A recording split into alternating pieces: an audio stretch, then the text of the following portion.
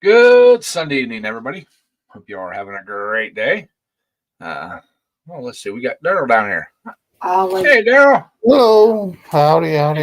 Hey, Renegade. I was trying to type Renegade in when you dropped blank. I was trying to help you out. I was telling them you was in the toilet, on the toilet. So, hey, Kathy. That way I'm not full of poop. Yeah. And Thomas, how you doing? And you can keep on with that there, Thomas. Big thing we got to worry about around here, our bad four-letter word is WIND. Yeah. It has been whipping here for 4 or 5 days around here. It's something the miracle that just happened. Yeah. So we got Graveyard Shift Racing in here. How you doing, sir? Lisa Ann, dear, you take all the time you need. Everybody needs a mental health day every once in a while. Hey, Pete, how you doing? You take all the time I need. Yep. Hi, Thomas. How you doing, buddy? Snow. Yeah. Kathy Hatfield, how you doing, dear? Thank you for stopping in. Ken, how you doing, brother? Thank you. Ken. I'm glad that Wayne. Hey, Wayne. So, but yeah. And Dog's Tail. See? Don't hurt her. Yeah, Dog's Tail. Yeah, and a Dog's Tail. She's not facing the camera. She's facing her tail stuck up here at my head. But yeah, I finally got everything out of the old canvas shed, put into the new shed. Got both pulling tractors winterized and put over in there. Moved a bunch of other stuff around, and yeah, we're getting some room. Hopefully this week I'm going to finish the upgrades to the oil burner, and then I'm going to start on the giveaway build for the pulling club or the raffle tractor. Hey, Ed, did you watch that video I sent you just a few minutes ago? Yes, ma'am, I did. Oh my God, let me tell y'all. So that happened to one of my friends that lives on the other mountain, but kind of like down on the side. And she raises horses and sells them. And she's a kennel breeder for certain breeds of dogs. And she had it was an old house, but they had remodeled it through the years. And then she got into collecting sewing machines. And they had just finished her sewing machine room. She had over 100 sewing machines. And we're sitting here, day before yesterday evening, and all we heard was something with, it sounded like a jet flying by is what it sounded like. And I didn't think anything about it. And then all of a sudden my phone started blowing up and it said Angel's house blew up. Angel's house blew up. And I'm like, what? And so I could hear the sirens going through town, but we kind of listen. Are they coming up Mount Olive? Are they coming up Case Knife? So they were going to Case Knife, and I knew then. I said, I'll be able to tell whose house that it's at. And then somebody commented and said it's Angel and Mike Lawson's house, and I'm like, oh my God. So I messaged her and I said, Angel, I said, do you need anything? Because I know they had a lot of animals. And I said, Angel, do y'all need anything? She said, the only thing we need right now is to get the horse fence put back up because they had two paddocks. And the bottom one, they had to put them in the bottom one because when the fire department got there, they brought an excavator in to get through the fence to get to the house. So that tore the fencing down. So they had to get the fence put back up, and so they could get the horses back up to the barn so they could get shelter and water. So I posted on Facebook and start, asking for help. And Millie, please. And so it just occurred to me, I know I've said before on the stream that I do not like anything that explodes, like electricity or oil burners or anything like that. But I heard that when that sound, it was just like a jet. And so she messaged me today and she said that she just wanted to thank me because I was one that jumped up on Facebook first off and said, people get together and please go help her get those horses fencing back up.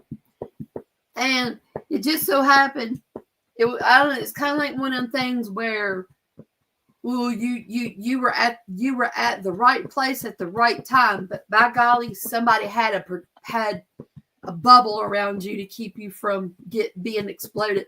Not the first person died, and her husband only suffered 3rd-degree minor burns on his body. Other than that, all the humans were fine. She did lose all of her birds, 4 of her dogs, and no horses. But it just hit me. I was like, oh my God, I bet I caught that explosion on my security camera. And I did. And people were on Facebook. Angel and Mike would never do drugs. They never done them. They're that type of people. It was in other words, it was a propane tank that blowed up. Man. Yeah. And everybody was saying that their meth, they were cooking meth and it blew up. But you could see before the explosion, there was a fire. Yeah, I was just going to say that. Meth just explodes. It doesn't do anything. And, but a close friend of ours and Daryl's preacher, Herman, he was one of the lead firemen up there, and tell him what happened to him with that dog where he was standing. Well, I was having one of the dogs got loose and was trying to get up on and ran up back up underneath the house, and one of the firemen got the dog out, but he turned around and the fireman brought the dog up there where they were at, and he said he was just sitting there petting the dog, and the fireman said, "Don't pet him. He just bit me." And so, but he went, and the next guy that come up there was trying to pet the dog, and he growled and acted like he's gonna bite him. So I guess dogs know what a person's but if you attitude is. I mean, if you listen to their dogs, her Angel's dogs before, they were going crazy before the fire even started. Wow. Yeah. Well, that's terrible. I hate to see anybody have a disaster like that, especially right now, this time of year, right before the holidays and everything. But thankful everybody's okay, and glad everybody made it out okay. So yeah, but it was bad. Yeah, Scott, they putting some kind of additives in bread nowadays. You can leave it sitting on the counter and come back to it 3 years later, and I think it'll still be preserved. That's all the preservatives they put in food these days. I would definitely feed the birds with it, though. I wouldn't. No. Yeah, I wouldn't. I wouldn't try eating it myself, but so yeah. I made a lot of progress in the shop this weekend, or this last 4 or 5 days. Had the septic's all taken care of. Of course, I did find an issue. Apparently, when they cleaned out the creek, and my neighbors had the creek between our houses cleaned out, they must have hit the line that comes from my septic tank into the little catch basin that it dumps into the creek. And yes, it's legal because that's the way that's what kind of septic system I have. it puts out zero pollutant water. So, but anyways, apparently they hit it, and it is now either packed full of mud or broke off or something because it's backing up not into the septic tank, but into the little yard box about halfway between the tank and the creek. It's down about 3.5-4 feet from the septic tank down to that tank. But yeah, it's draining, but it's not draining real well. So in the spring, my brother's going to bring us backhoe over, and we're going to dig it up and put a new line in. So it'll actually all summer long. I've noticed it is wet around that box, but I figured it was just because the way they regraded around, that my side of the creek, they made a low spot around it, and it was holding water. But nope, it's because there's an extension on top of that box, and it's leaking out between the extension into the ground. So, but well, I do it. Might have to send your neighbor a bill, Brad. It wouldn't do no good. It's one of them kind of neighbors. Huh? Yeah. Yeah. Well, and the thing about it is too, I think where it daylights out into the creek. I think it's because of the hi, Mrs. Kurtz. The creek kind of runs at an angle until it gets over on my property, and it actually runs, straight down through.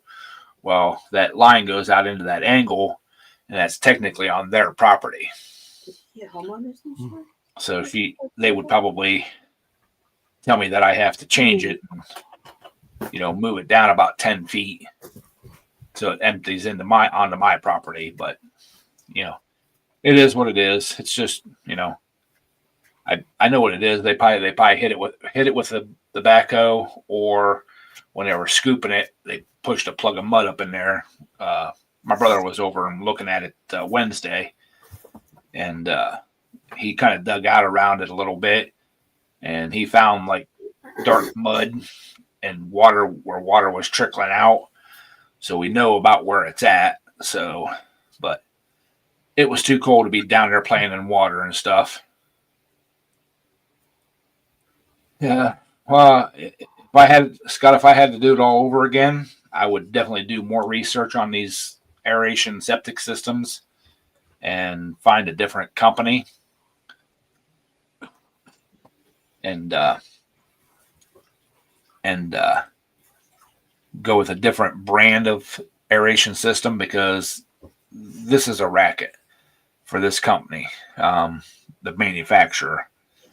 They only license a service provider in 100 square miles or 100 mile radius. 100 mile radius. No other company can come into their area and service these things. And they upped the price this year from $214 a year to $265 a year for the service. They come out twice. They clean the filter, check the pump, clean the pump, or clean the it's not a pump, it's a spinner thing that kind of keeps it stirred up. They clean that, and then they check all the lines and all that kind of stuff. They do that twice a year. Well, when they were out and did that service earlier, in like the 1st of November, they found out that there's a UV light where the water goes from one tank to the other, which is supposed to kill all the bacteria and stuff. The light itself was bad, which I've already had it replaced once in the 15 years I've been here. Not only the light was bad, but the pipe was bad that holds that where the water goes down through. That was another like $200 or something like that. I forget. Yeah, $200 some dollars. Like another $250, I think it was. So they had to do that, and then 2 weeks later, which was just this past Wednesday, they had to come out and we have to have a affluent water test where the water comes out and dumps into the creek. they have to do a water test on it to check to make sure that I'm not dumping raw sewage into the creek. And that is another $150. So almost $800 I had to put out this month for that septic system. So yeah, I'm not real happy about it. I checked with other contractors that do these septic systems. Sorry. That do these same not those septic systems, but they do the aeration systems. Their service contract is $150 a month or $150 a year, and they come out twice a year and do it. And their water test is $100 a year. So, yeah. But they can't do my system because you have to be a certified, authorized dealer, I guess. I mean, they said they could come out and look it over, and they know how they work and everything. But if like the water test or anything goes bad, or anything goes bad with the system, it would all fall back on me for not having a certified, person that's certified do this, check it. So, yeah, it's a big freaking scam, I guess. Hey, Garage Monkey, how you doing, buddy? Hey, Garage Monkey. And I think there was somebody, Dwight, I think was another one we missed there, Ed. What's that? I seen Dwight. I had Dwight and okay. Katana come in. Yeah. So, but yeah, they. I would do a whole lot more research and everything on this system, and two of the other companies I called and talked to asked why it was draining into the creek. And I said, that's the way they said it had to be done. They're like, no, you could put a leach line in, then you don't have to have an effluent water test done because it doesn't dump into a waterway. So I called the company back that installed it. And of course, when you first buy the system, you get 5 years of service free with the water test. Once that's up, then you have to start paying for the the contract and everything.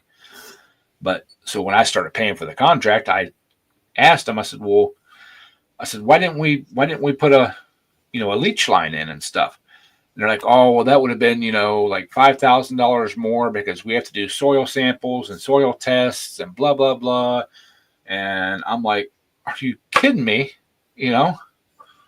So. Well, yeah. that wouldn't.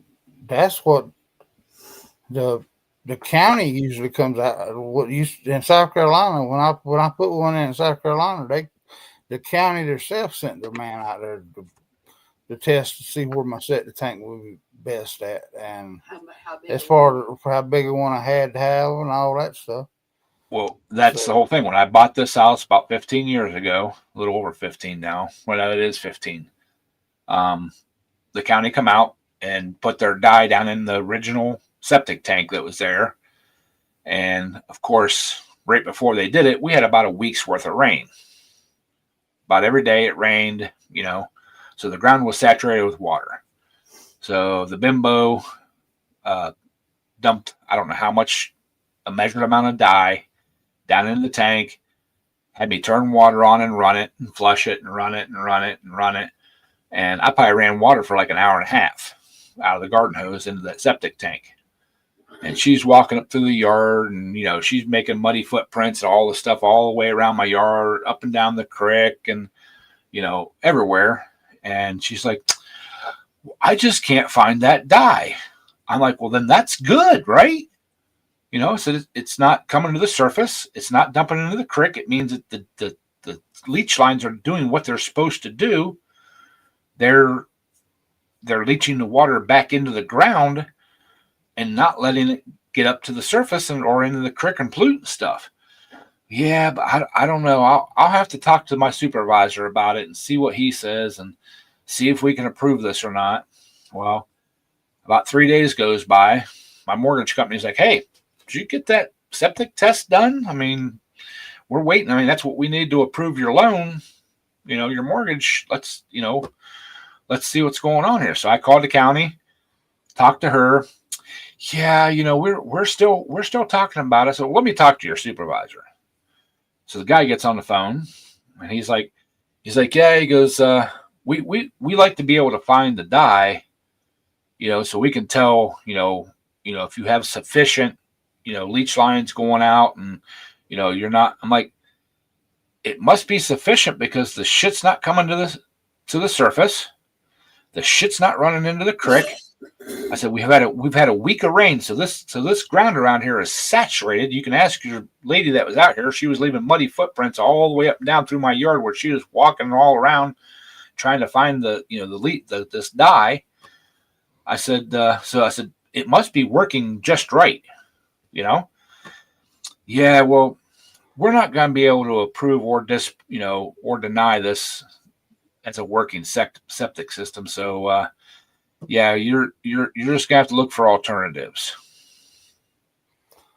Wow. So that's when I went back to my mortgage company. My mortgage company's like, fine, we'll just put in for a new septic system. We'll add it into your loan. No big deal. We do it all the time. Blah blah blah. You just have to have it done within 30 days of closing. All this stuff. So I never had a septic system put in. So my realtor's like, hey, I know a company. We just had one put in like 6 months ago by the same company. They're great. They're inexpensive, blah, blah, blah. I'm like, cool, let's do it. So she actually got in contact with them. They come out, they looked it over, decided what kind of system I needed. Because they work with the county that I'm in, and they come out, put it in, all fine and dandy, and I didn't know anything about it for like 5 years that I had to have this test and stuff or service done I knew they come out twice a year, but I thought that was just in the price of the septic, and then all that. And 5 years goes by, all of a sudden they send me a bill. Well, first the county sends me a thing saying that our records show that you don't have a signed service agreement with a septic company that services your particular septic system, and you haven't had an affluent water test done in over a year. Okay, well, I called this company yesterday. I said, what's up with this? Oh yeah, well, after 5 years, that's when that's when you have to start paying for the service. And I'm like, oh, okay, cool. Send me a bill or, come do it. I'll give you a check or whatever. And that's when they sent me the little contract that I have to sign, and they had the price in it, what it was. And I'm like, Jesus Christ, so I paid for that. And then 2 weeks later, they're calling me on the phone saying, is there anybody around? We need to run some water into your septic. I'm like, run water into my septic for what? I said, you guys we're here to do the affluent water test, and we need to put some water into it to, check it and make sure. And I'm like, well, yeah, there's a garden hose right there. Just stretch the son of a bitch out and, stick it in the hole or whatever you need to do. They're like, oh, okay, well, we need a check though for the. I'm like, for what? I said, I done paid you $200 and some. Oh, well, the water test is separate. Yeah, that's just a racket there. That's for sure. Yeah. I mean, our neighbors got one of them filter septic systems in. Ooh, when their dog bit the electric cord from that septic to their power pole, I guess. The pump, so they got a pump in there. So, and when that dog bit it, there was, I guess, a type of electricity. He couldn't let go of it. He was a Rottweiler. He was fried when her husband went out there. I see my all my electrical and stuff's either in conduits or buried. Now they're supposed to be a phone line that's hooked into this because it has like a little control board in it that's supposed to call me and the septic company if anything goes wrong. Yeah, that's not hooked up. Well, couldn't explain to the county that there ain't but one person living in that house, Ed? I mean, because that should be a lot less because you ain't using that much water going into taking a shower every day and washing a few dishes. I mean, well, it's not like public. I got a well and I got the septic, so yeah, they don't. And by their ordinances and stuff, it doesn't matter if it's 1 or 50 people. The septic system has to be sized for the house. How many bathrooms? How many bedrooms? And my house is technically what they call a 3-bedroom. Originally, it was 4 when we looked at it, and the mortgage company that come out and looked at it and all this kind of stuff said, "Nah, that's not 4. That's 3." And technically now it's 2 because I changed one of the bedroom, the 3rd bedroom, the real small one that used to be my office. I changed that one into my laundry room because I moved my washer and dryer and stuff upstairs. And the spare bedroom is now a storage room. So, so yeah, it's a 1-bedroom house for right now. But yeah, I mean, that was a 3-bedroom double wide that I was putting in South Carolina. I put enough. I mean, they come out and they approved where I could have three trailers hooked to that one septic tank. I said, Lord, well, why did you have to make it that big to make expenses go up? And the guy that put my septic tank in said it didn't really matter. The price was just about, wasn't but a few dollars difference between the price of that and so they put a big old septic tank down there, but I didn't like where they put it at, but it was right in my front yard. And when they turned the dirt over, all the good dirt went down to the bottom of the hole. And I got the junky dirt on top, so I couldn't never get no grass to grow up there. But well, so they put mine in an okay spot. I'm not real pissed off about where it's at and that. It's just the county will not approve or let you put in a standard septic tank. They all have to be these aeration systems now. Oh gosh. But I mean, like I said, there was no dye or anything coming up in the creek, in my yard, anywhere. Even the guy when the guy come out to dig out the old tank, he dug up, he didn't dig up the old leach line, but where he cut it off and that, he looked down and he goes, I would have been expected to see this thing like half full of dirt or something like that. He goes, it's perfectly clean. Why are you having a new septic tank? Because he's a separate contractor. Yeah. He was just an excavator. I said, it's Columbiana County. He said, don't say no more. He said, you just bought the house and they won't. He goes, I get so much work when these people buy these new houses that, they, unless it's a private sale or a quick deed or something like that, he said they won't approve, all that kind of stuff. Howdy, Nate. Hey, Nate, how you doing? Hey, Willie, I didn't see you come in there, buddy. Yeah. Well, my aeration pump, the thing that the bubbler, what they call the bubbler, that injects air into my tank, all it is a large fish tank aerator. I thought you were going to say a large fart. No. It's about that big. It's about 4 inches high, about 6 inches long, and about an inch or so deep. And the septic, the people that installed it told me, hey, if that pump ever stops running or quits running, or when we do our inspection and they say it needs replaced, he said don't have our company do it. He said go to Walmart and buy a fish tank aerator pump. Mm-hmm. And he said the hoses will push right on it, and it'll plug right into the box. He said that's all it is. He said it ain't nothing special. So yeah, well, at least he was honest about that, because I mean they could have said it takes a $400 pump too. I mean, right, so. right. And then the one year, the like the sixth year into it, the pump that keeps everything like churned up and everything in the first tank, that motor went bad. And what it looks like is a big paint stirrer. You ever see the industrial paint stirrers? You know, it has like a real long shaft and a beater on the bottom of it. That's what it looks like. But it has a special bracket on it that it slides down into something. You know, it has a hook on it. You pull it up out, and then it slides back down in that bracket. Well, they're like, oh yeah, you know, that motor's bad. You know, it was going to be, I don't know, like $1,500 to replace that motor. I said, don't worry about it. I know somebody that does electric motor work.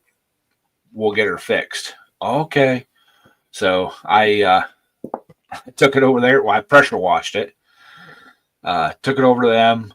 He looks at it and goes, there ain't nothing special about that damn thing. It's just a sealed electric motor. He said it has these sealed plugs and stuff on it. I dropped it off one evening. He called me the next day, like at 1 o'clock in the afternoon. He said, yeah, you can come pick your motor up. I said, okay. I said, you know, what's it going to be? He's like, $75. Yeah. Well, you could probably bought a brand new one for $150, but yeah. But, since it was just a sealed motor, I mean, yeah, it's just a sealed stainless. The original one had a stainless steel case on it. When I talked to the guy at the electric motor shop, he said that stainless steel case doesn't do anything. He said, you know, it'll still let the inside get, you know, corroded and all that kind of stuff. He said, so it's a sealed tank or sealed motor, no matter what the material is. So he just went with a standard steel one.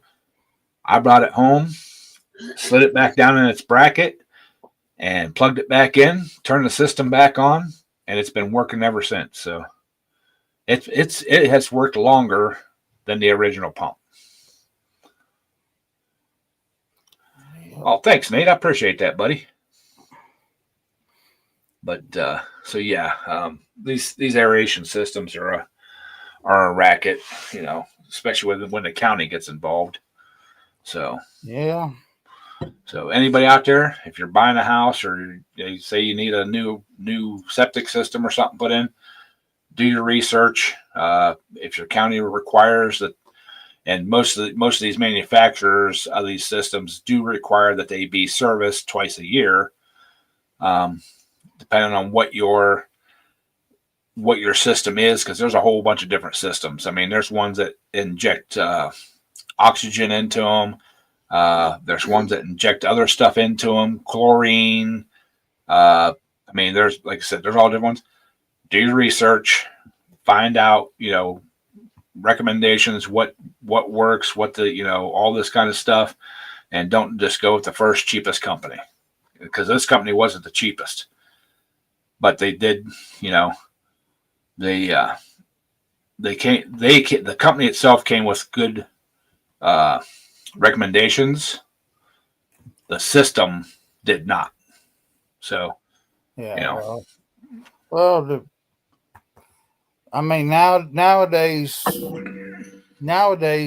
it's too easy to search for that stuff nowadays. I mean, right. 15 years ago, you didn't have the internet to search for all these companies and all that stuff. But I mean, nowadays, 15 years ago, the systems were so new that, you know, yeah, I didn't even know what. I mean, I knew of them, but I didn't know what they did or anything like that. I just went by the recommendations of the septic company. So, well, I mean, we got a lot of land right here beside of us that you can go out there and look and see where they've come up and perk tested the land and all that stuff. It must be 25 different places where they perk tested the land, and it didn't work. So Right. in other words, basically, unless they put in a system like that, then this land over here is basically useless beside of us.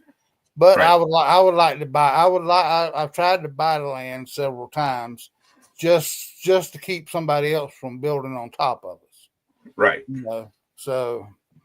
Right. But, was our only hope. but I mean, he's an asshole. I'm sorry. Well, see, and the thing about like the county I live in,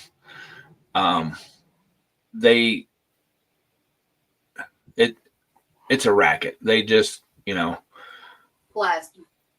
Yeah, I mean our town is. It's the same thing we got here. I mean, they'd rather spend $1 million on a housing development on the other side of town, but they won't fix the water system in town. The water system that's 75 years old for this side of town. I mean, well, and the thing about it too is like they a little bit over a year ago they sold the house across the street from me.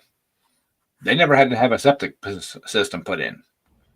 Okay, but if you look at the laws and everything that they have set up, now that I have an aeration system, if I go over a year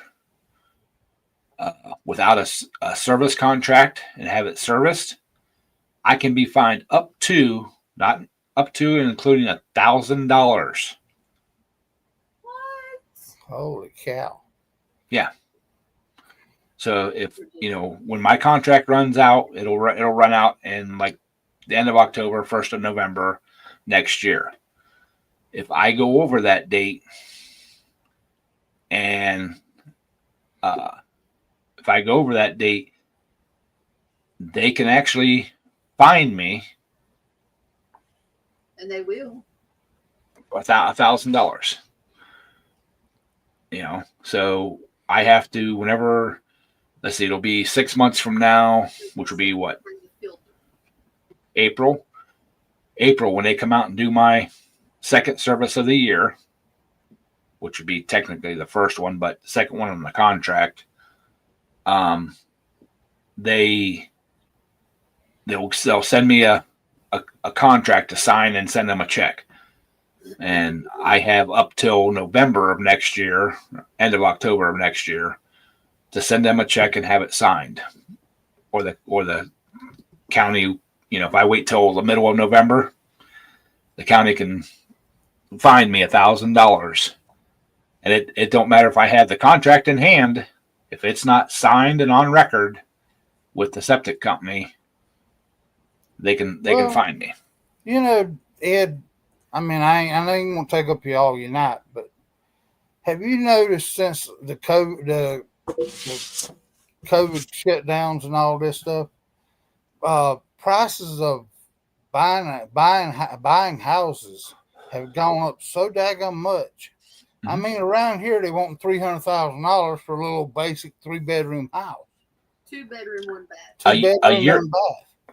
A year ago, around this area, like on my way to work and all that kind of stuff in this neighborhood and like up towards where I work at, you would see for sale signs go up in a yard and a house, and within a week that sign was down or a sign that says pending put on it.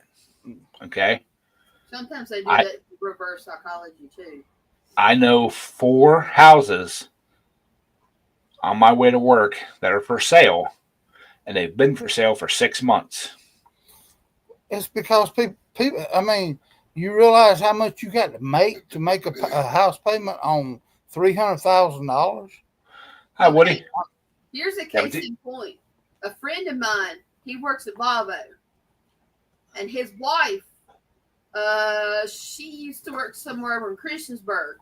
They based both of their incomes off how much of a house they could afford. Guess what? She died, and he's on disability. He can't afford his house. Yeah. You got to think about that stuff before you buy. What's that? Hi, Tommy. Hey, Tom. When I bought this place, I based what my available payment was on my pay at that time, just my pay, not my girlfriend's pay, because she was living with me and everything else. I based it on my income. So, Well, I based mine off minimum wage when I got this house. and actually, I could have got a house that was $20,000 more than what I paid for this one. But I'm like, no, I had a maximum amount I wanted to spend on a house, and that's what I got. So, well, did you get the roofing and the siding fixed on your house, Red? I got the siding done, but the roof, no. We still got to get our window fixed. No, Scott, that would not be a good idea. But yeah, anyway, the neighbors across the street from me, they just put their house up for sale about a month ago, and I haven't seen any cars or anything going in and out. Like if they had an open house or anything like that. I don't know what's going on, but they sunk a lot of money into that house right after they bought it. I mean, they basically. Afford all the debt. Yeah, they can afford it because he must work out of town, and from what I can gather, he makes real damn good money. But I think they bought it as a flip house because right after they bought it, they basically redid the whole foundation. They tore out the garage floor, redid the foundation under the garage, which it's an attached garage, and redid the garage floor, and then they did a bunch. I seen them doing a bunch of stuff inside too, and I think they bought it to flip it. It's just a man and a wife. They don't have any kids or anything. And I haven't really ever talked to him that much. I talked to him a couple of seconds, but when she comes home from work, she leaves for work about 5:30 in the morning. I see her little Jeep pull out of the driveway. When she gets home from work, she pulls in the garage, shuts the garage door, and I've only seen her outside like a little bit in the afternoon on a Saturday or a Sunday. He's out in the yard all the time, mowing or doing whatever, or with the garage door up and has his buddies and stuff over. But yeah, I've only seen her probably a half a dozen or dozen times. So what's up, Willie? How you doing? Doing pretty good. Didn't want to interrupt you guys, but yeah. Remember the bench ends I showed you? Was it last week or week before? Yeah. I don't know if I mentioned the price. I got the end pieces for $40. Yeah. And I got that back rest for $20. And we went to go out and buy wood, and we got 3/4 inch oak. The 8-foot piece I think cost like $56 or $59, and the 6-foot piece cost I think $46. And you figure we had to buy about 3 boards. Mm-hmm. That back piece probably saved us $20 to $30 because it displaced probably at least 1 board worth of wood. We got it all together yesterday. Oh, that looks nice. I like that. Pegboard on sale for $40 a sheet. No. That looks really nice. Yeah, it is. Got to excuse the shoes. I'm sorry. Yeah. Kind of makes me want to redo mine. All in, I think, was about $350 for everything. Yeah. But you can't buy a nice one like this. No, not a good heavy cast iron one. No. It's Chinese, but it's old Chinese. Yeah. But I like the fact that it's got this floral background on it with a repeating pattern. We didn't stain it. We just polyurethaned it.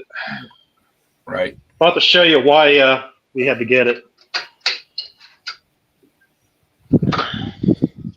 I got my truck warming up out here right now. But the one bench that was inside, we moved outside. And this is one of those like $150 Chinese ones. Yeah. And I don't know how good you're going to be able to see, but it's like sag in the middle, and we've had to fix yeah. it. We've had to fix it multiple times before because it's actually breaking in the middle. But yeah, that's the one we retired. It bends. It's got no structure whatsoever to it. So It looks like I that's sat only, on it. yeah, pretty much. That's kind of why I was asking my dad. It's like, hey, we need a bench anyway.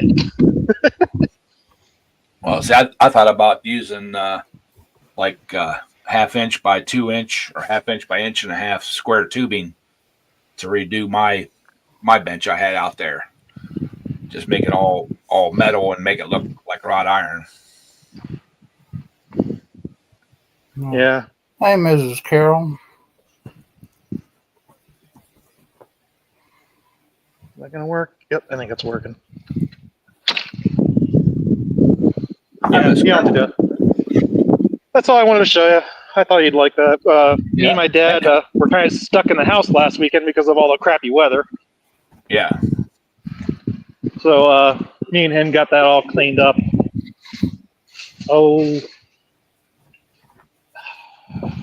I helped him do all the table saw work, and then he routed it all, and I helped him hold everything in place, and we drilled it. Just so happened to get stainless steel carriage bolts for everything. Probably for the best anyway, so they don't rust. Right. Yeah.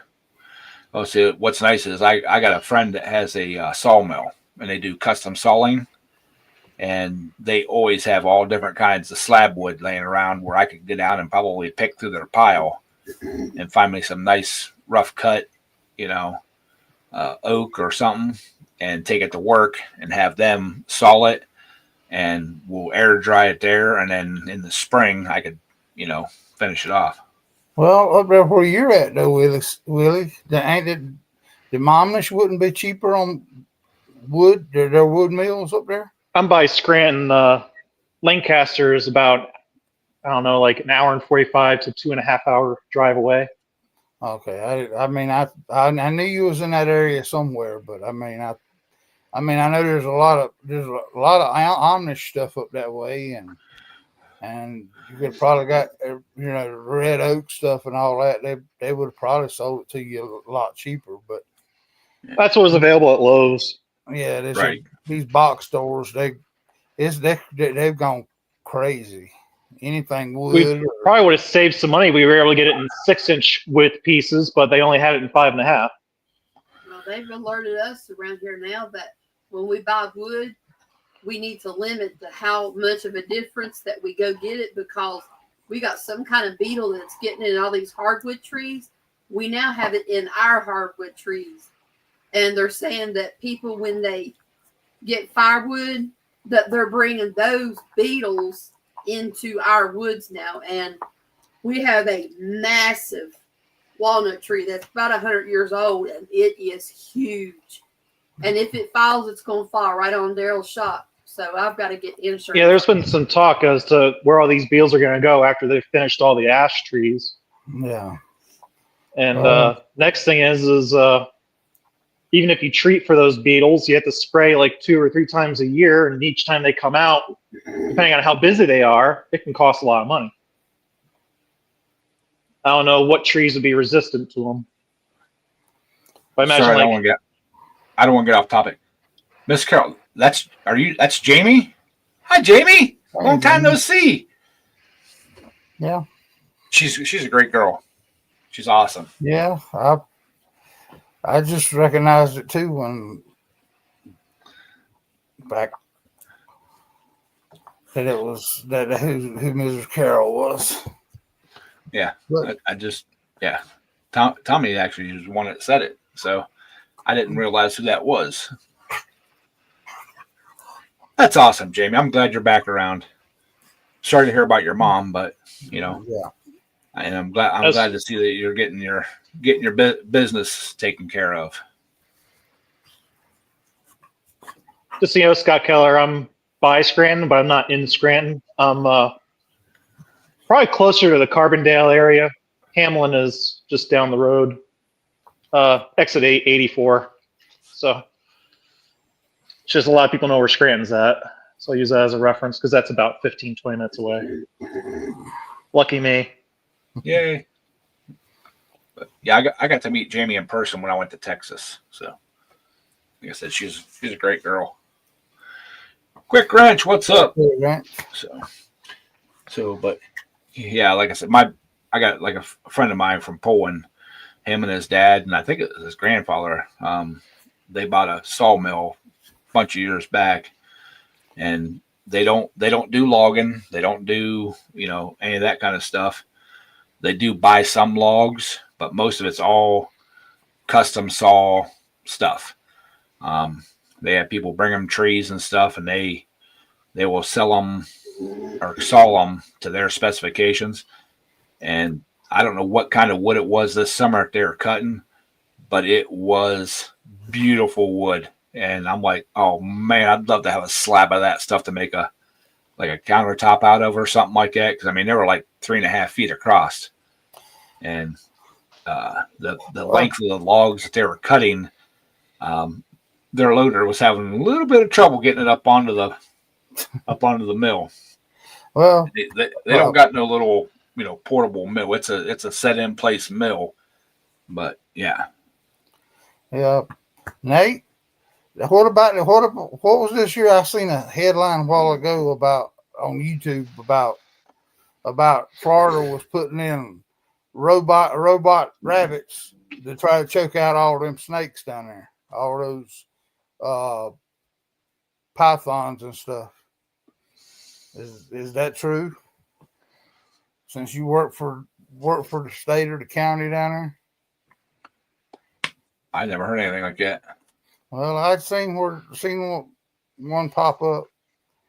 What, pythons that are invading Florida, you mean? Yeah, the pythons and all them. I don't know if they got to him yet. I think he mentioned when someone asked him before they were more south. Yeah, they're making robotic rabbits and turning them loose to try to get in there to choke them snakes out. So that sounds like they're just feeding them. What? Yeah. I thought at one point in time that didn't they have a bounty on the snakes if you bring it? Yeah, there's a show, I think Swamp Wars, on that. So I don't have that kind of TV anymore, so I don't watch that kind of stuff. So Troy Landry went down there to go after some of the snakes, and I think he does it for not publicity, but as a not a fundraiser. What do you call it? Like a charity kind of a thing. Public service. I think he goes down there. Yeah. You figure if he's going down there, he's getting the public eye on it, and he's also helping out and making people knowledgeable on it. He's talked about some of the details, how it's invading everything. $100 a foot over 10. It's kind of very amusing watching his reaction to him, because I don't think he's someone that likes snakes. But I hate snakes. I hate snakes too, but for $100 a foot, I'd be more than willing to go out and pop a couple of them. Oh, there's one episode I saw these two girls that went down there, and they were digging for over an hour to get down into the nest. It was all they could do to reach the snake, let alone get to the eggs in there. And they're out in the middle of the woods getting attacked by fire ants, and they're still digging up the nest to get those eggs out of there because it's that big of a deal. Ooh. I don't care about the eggs. I just want the snake if I can turn it in for the $100 a foot. Well, yeah, but if you fighting fire ants, actual fire ants, you're. I mean, for a snake, I believe I'd rather fight the snake than fight the fire ants. I think I saw a thing on DeSantis saying he was arming the public with BB guns to go after all the iguanas too.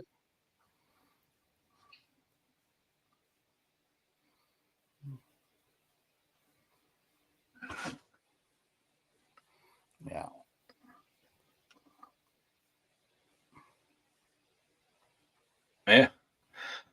I had a friend that lived in Arizona for a little bit, about 10 years, and his problem was armadillos. They come up around his pool and all that kind of stuff. He'd get snakes and stuff too, but the armadillos would just destroy everything around. Well, now it's the wild hogs down around Texas and Louisiana, and Heck, the only thing holding them back from getting up here is the mountains. I mean, they're wild hogs. Yeah. But he would literally, like, before he let his dogs out, he'd walk out. He had a little 22 pistol. He'd walk out and he'd fire off 5, 6, 7, 8 shots and hit some, miss some, but and he said it was a daily thing. I mean, and first thing in the morning, he did his little walk around the property, killing all these freaking armadillos. Sounds like they dig worse than groundhogs. Mm-hmm. Like possums on a half. At least groundhogs, they go straight in at like a 30-degree angle down. They don't typically go underneath stuff like pools. We had one groundhog we had to dispatch once because it was digging underneath the concrete steps going into the house. Yeah. Well, where I work at, where I go out back to smoke, across the street, there was a family of groundhogs, a mama and 3 babies. There's 3 houses there that were empty. They weren't abandoned. They just weren't rented out or anything. And every day I go out there and just watch the little babies, they'd be out there in the yard just eating away, and mama would pop her head up, look at me and watch me and watch me and watch me. And when I was done, I'd go back in and then she'd go back to eating. But that's right in town. That's the way. My brother had to have a gun specially made for dispatching varmints, like groundhogs. Because if you shoot them with a 10-22, they keep going. They don't stop. You can empty a clip into a groundhog and they keep going. You need something with some high velocity to shock them dead. We had to kill a groundhog. Our dog killed a groundhog that was bigger than the dog. She actually did you know they climb trees? She actually climbed. She actually treed it, and she went around the tree until she found a branch that she could shake to knock it out of the tree. There's 2 occasions where our dogs cornered groundhogs by our house, and I had to get in there and suffocate them twice. I hold the record now for the most hand kills. Heading out to my buddy's house about 6, 7 years ago on this little backcountry road. You go down this road, and about 10 feet off the road or so, there'd be a groundhog sitting on top of the post. I thought it was fake at first time I seen it, because it didn't move when I went by. And so, like, the next time I went down, it was there, but it jumped down whenever I come by because I blew the horn at it. And from that point on, and I asked my buddy, I said, "You ever been up that road?" He's like, "Yeah, a couple times." Did you ever see the groundhog sitting on the post? He's like, "Groundhogs don't climb posts and trees." And I'm like, "Bullshit, this thing doesn't." One day, him and his wife was on the way up here. When they got there, they were like, "Dude, you weren't kidding." He said, "There's a freaking groundhog standing on top of a post." I'm like, "Yeah." Look out for all the others. I didn't realize they would climb a tree neither till our dog got after it, and she ran it up. She ran it up a little scrubby tree, and she went around that tree till she figured out which branch that thing was on. And she was trying to. She shook that tree till the groundhog fell out of it. Delisa finally had to run down there and hit it in the head with a piece of T-post and to kill it. But I mean, she almost had it. She had it dead. I mean, Delisa basically just had to put it out of misery. But yeah, it was exhausted.